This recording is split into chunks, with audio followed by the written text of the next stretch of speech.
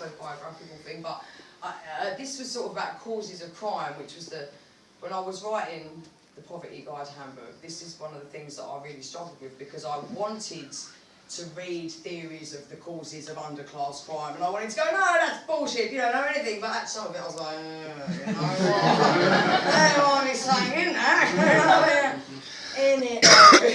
So you know, some of it is a bit like, you think, yeah, actually, yeah, we was brought up by criminals. Do you know what I mean? Might be why we're so easy to fall into that, do you know, and it's all around you, and it's very normal, you know, if people, you've got to use food banks if you're poor.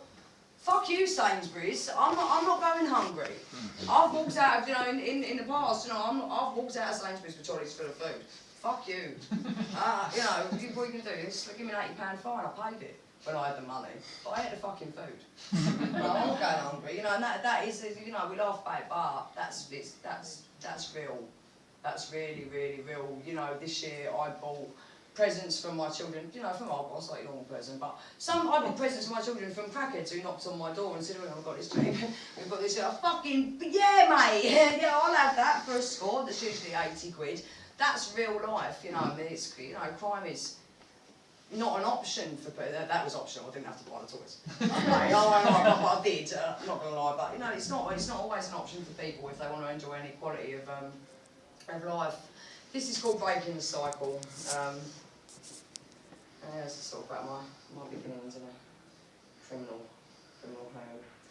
Sometimes people ask me why I'm like this, and where am I going, and why I'm so harsh in the way that I write this when I'm sharing these poems. And then I remember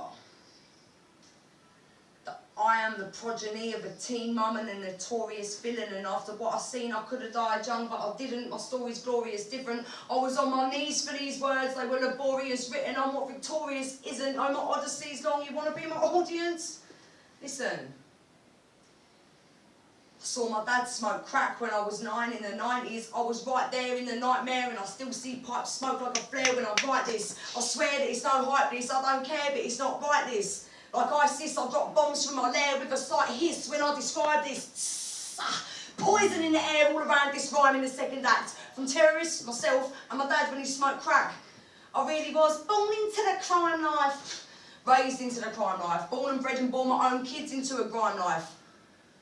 I'm sick of this shit. This ain't the high life. That's why I try and burn bright white when I write, because light might turn life into something I like. Something that can be truthful and on track, even if it can't be mild. Because I know what crack smoke looks like through the eyes of a child. I passed my 10th birthday, sat with my old man in Pentonville, where grasses get hurt all day and rats get put down like rent a kill. Grasses get told what to say and flat out lie to that old Bill. I asked my father, will I find a better way? And he promised I will.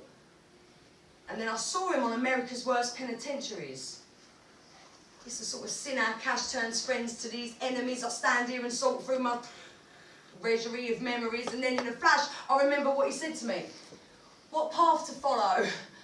Just ask yourself, do you want laughter or sorrow? The choice isn't hard. And did I get starred up? I didn't, because I've got accurate vision. That's why I'm not behind bars, my lass. I throw them down en masse like I'm dismantling prisons, escaping prisons of mind, breaking out visions of mine. I've got to write inside to try and find something that defines and escapes magnificent. Just tipping out of bed, I find that race difficult. Living on the edge, my mind's space is liminal. Sometimes I wish I fucking stayed a criminal.